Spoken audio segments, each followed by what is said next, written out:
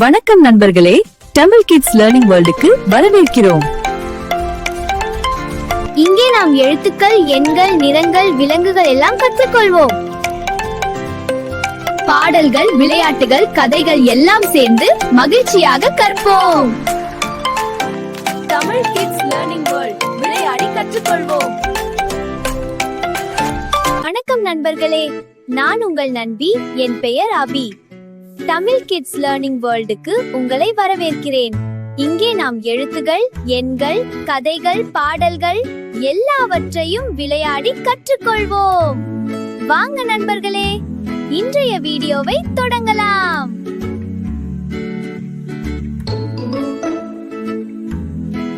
வணக்கம் நண்பர்களே, நம்ம அன்பான குட்டி குரங்கு இன்று மிகவும் உற்சாகமாக இருக்கிறது.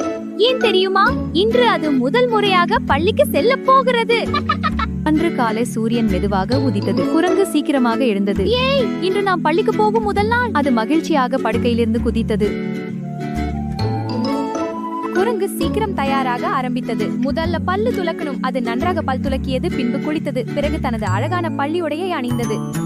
வாவ், நான் ரொம்ப ஸ்மார்ட்டா இருக்கேன். அதற்கு பிறகு குரங்கு தனது ஸ்கூல் பேக்கை எடுத்தது. புத்தகம் சரி, பென் சரி, நெருப்பெட் சரி, லஞ்ச் பாக்ஸ் சரி, எல்லாவற்றையும் சரியாக வைத்தது. குரங்கு பள்ளிக்கு செல்ல ஆரம்பித்தது. ஹாய் நண்பா. ஹாய் முயலே.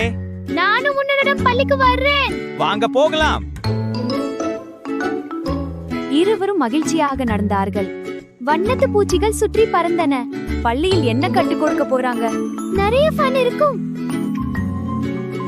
சில நேரத்தில் அவர்கள் ஒரு பெரிய அழகான பள்ளியை பார்த்தார்கள். வாவ், இந்த பள்ளி ரொம்ப அழகா இருக்கு. ஆமாம், நிறைய நண்பர்கள் இருக்காங்க. வரவேற்கிறேன் குழந்தைகளே. வணக்கம் ஆசிரியரே.